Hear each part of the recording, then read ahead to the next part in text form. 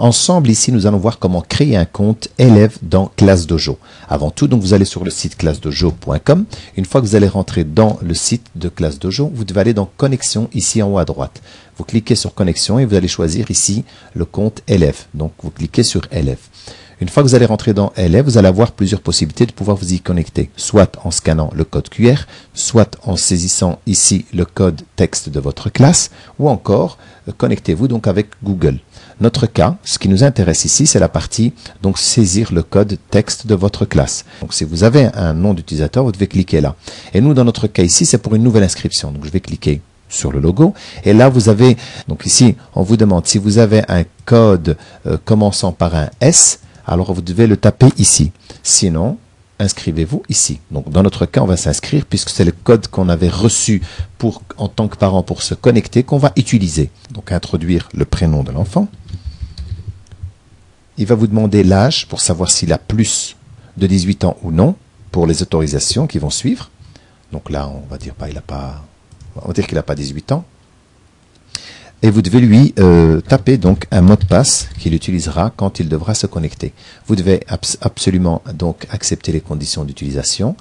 Et là, vous cliquez sur Inscription.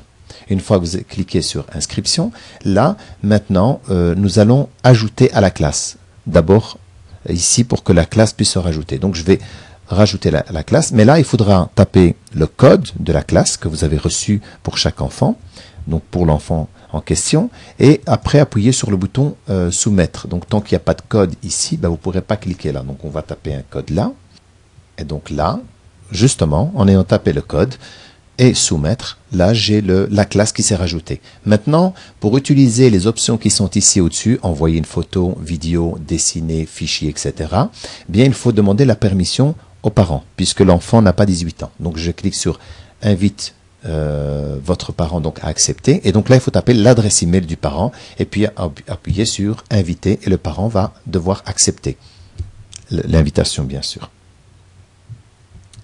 l'invitation est partie, donc vous allez recevoir une invitation comme celle-ci par mail dans laquelle vous devez appuyer sur le bouton Activate Account. Ensuite, quand vous allez cliquer donc sur Activate Account, vous allez recevoir ceci: activer le compte, cette page web qui va s'ouvrir sur laquelle vous devez cliquer là-dessus, et ainsi la classe va se rajouter vous en tant que parent. Et donc là, ici maintenant, si je rafraîchis cette page, donc ici au-dessus, ou bien la touche F5, donc j'aurai maintenant la possibilité de pouvoir utiliser photos, vidéos, dessiner, etc. plus les ateliers à réaliser. Donc ici pour démarrer l'atelier à réaliser.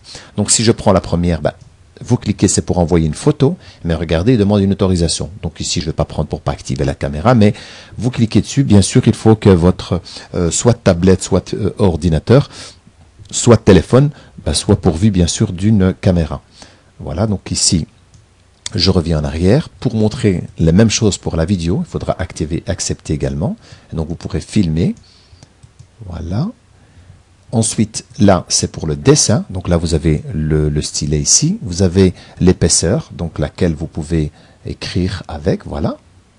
Donc, c'est pas évident avec une souris, mais avec une tablette ou avec le doigt, c'est plus facile, ou sur un écran tactile d'un PC, ou encore sur le téléphone. Puis, vous pouvez choisir, bien sûr, l'épaisseur, si vous voulez, et ainsi que la couleur, diminuer, puis gommer, etc.